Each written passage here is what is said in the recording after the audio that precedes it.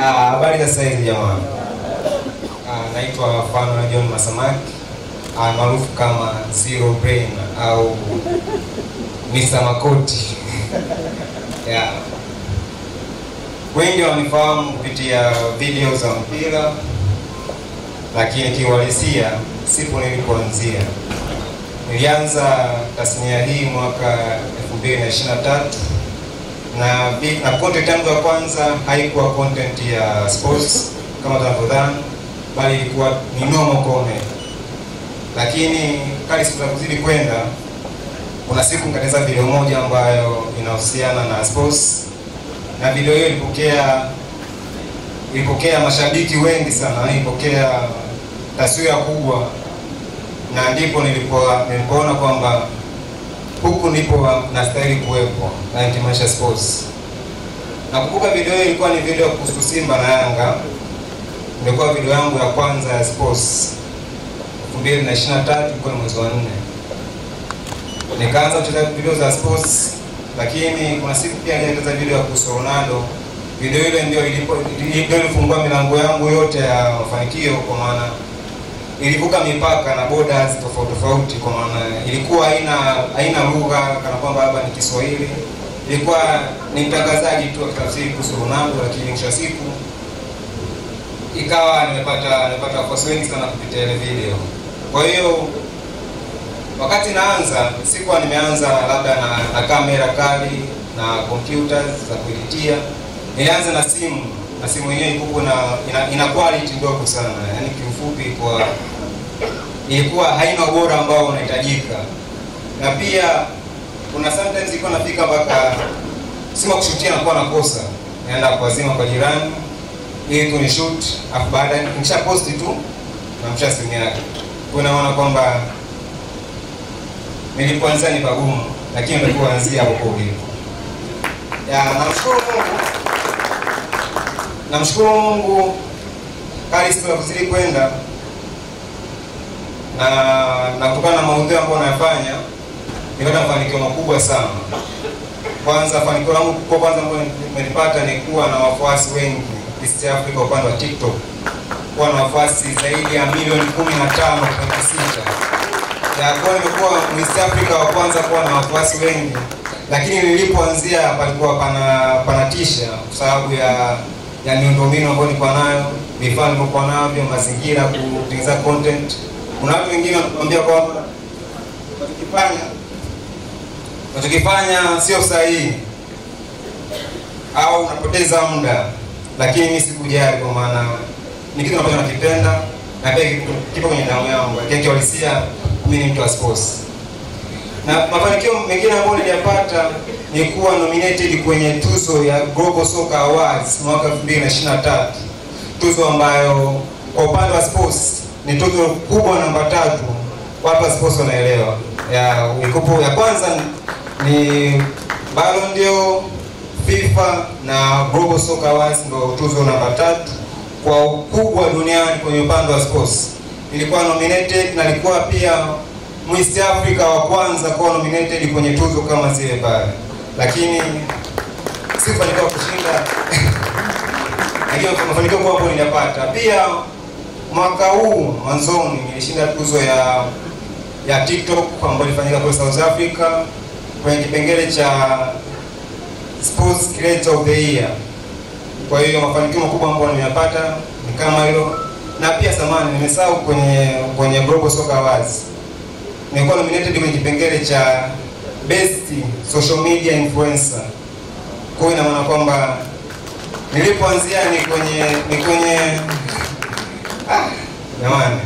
Unajua saa nyingine pia unaelezea ulipoanzia, kuna sometimes watani kutoa machozi, lakini unajua kama unadanga. Kwa kiuhalisia ni kwamba nilipoanzia mimi ni pagumu, lakini nilithubutu kuanza kwa maana nina passion, nina love na niliamini ninachokifanya. Na pia mafanikio mengine ambayo nilipata kupitia nilipoanzia ni kuwa na timu kubwa ambayo imeniwezesha nimeweza kumudu maisha pamoja na hali yetu kila siku. Nilikuwa Kwenye timu yangu na watu 12. Timu ambayo niko nayo na watu 12. Kuna watu ambao wanafanya nao content, na kuna watu ambao wanahusika na graphic design, na kuna watu ambao wanahusika na masoko, na kuna wengine ambao wanahusika na creativity, kana kwamba content hii usifanye, hii ifanye, ina maudhui mabaya, ina maudhui mazuri. Na kingine ambacho kimenisaidia, kimefanikiwa kwa nacho ni kuwa nominated au kutajwa kwenye TikTok Discover List ya mwaka 2025 katika creators bora 50 duniani wa kutazama mwaka huu. Nipo kwenye listi, kwa hiyo najivunia sana kwa hiyo. Na changamoto ambazo tumezipitia kupitia kwanza tulipoanzia, changamoto ni nyingi kama nilivyosema kuhusu miundombinu, vifaa, afu na pia kutoaminika na watu. Kwa maana watu wengi wanaamini kwamba ili ufanikiwe lazima upite njia fulani, na ili ufanikiwe lazima ushike mkono na mtu fulani, na ili ufanikiwe lazima uwe na vifaa fulani, lakini hatukubali kupata changamoto kama zile. Na kitu kingine ambacho tunataka kuongelea ni kuhusu mtazamo ambao mimi niko nao kwa sasa ni kutokana na nilipoanzia. Ninaamini kwamba kila mtu ana nafasi ya kukua. Kama mimi nilipokuwa kwenye sehemu ya kimtandao, japokuwa na safari ndefu, lakini walipofika sasa, kila mtu ana nafasi ya kufika na mimi nilipo. Kwa maana kama nilianza na simu ya kawaida, kama nilianza na simu ya kawaida, nianza nikiwa kwanza niko peke yangu, mpaka kuja kuwa na timu kubwa kama ile pale. Kwa maana kwamba kila mmoja ana nafasi kufika sehemu nilipofika mimi, na kufika sehemu na zaidi hapa nilipofika, ila tuzingatie vitu fulani.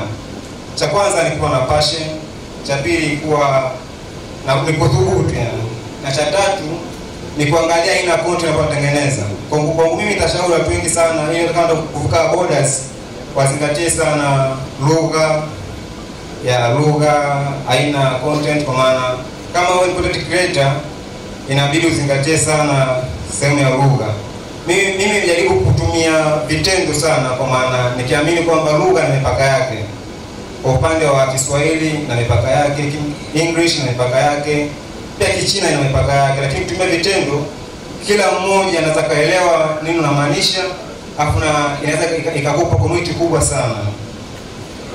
Na pia kwanza nilipoanzia na mpaka sasa, na pia ningependa kutoa wito kwa makampuni kwamba watazame ma content creators, kwa maana ni watu ambao wana ushawishi mkubwa sana kwa upande wa social medias, na pia ni watu ambao wanakuwa kwa kasi kwa sasa. Kwa maana kiangalia ndio watu ambao wana namba kubwa kwenye upande wa social medias, na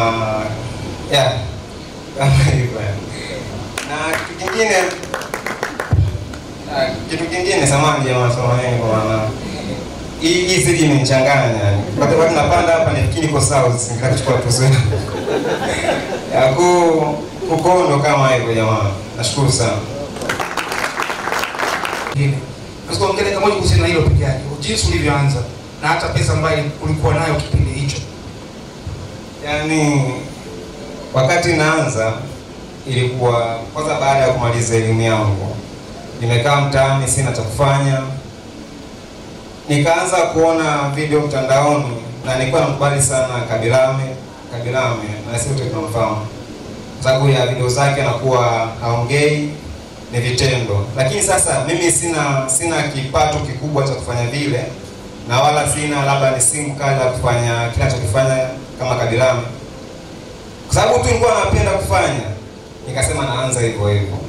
Kwa hiyo nianza na simu ambayo ukirekodi wewe mwenyewe, baada ya kurekodi ukienda kutazama ile video unaogopa, yani inakuwa na ukungu sana. Kwa hiyo video yangu ya kwanza wakati natengeneza ilikuwa ni video ambayo mimi mwenyewe nikiposti, baadaye najua chukulia tu like na like ngapi. Au kwani hata mtu mwingine sasa kimwambia kwamba sababu ndachekwa. Lakini kuna jamaa wangu mmoja anaitwa Enoch, kidogo alikuwa na simu ambayo ina quality nzuri, kwa ni Samsung. Kwa hiyo mimi hapa na mazima na shoot content na post kwenye na login kwenye ile simu yake na post, afu baada ya hapo naja natulia. Na kuhusu bando, kuna muda ndio unakosa bando, ila kuna wale wataalamu kukopa tunaelewa, kwenye Tigo pale tunanibushe kwenye Yas kwa tunanibushe, kwa hiyo unajiongeza design, unapata bando, una post, baada ya hapo unasikilizia tena. Kwa hiyo kiwalisia imeanzia pagumu. Umetisha sana. One more time please.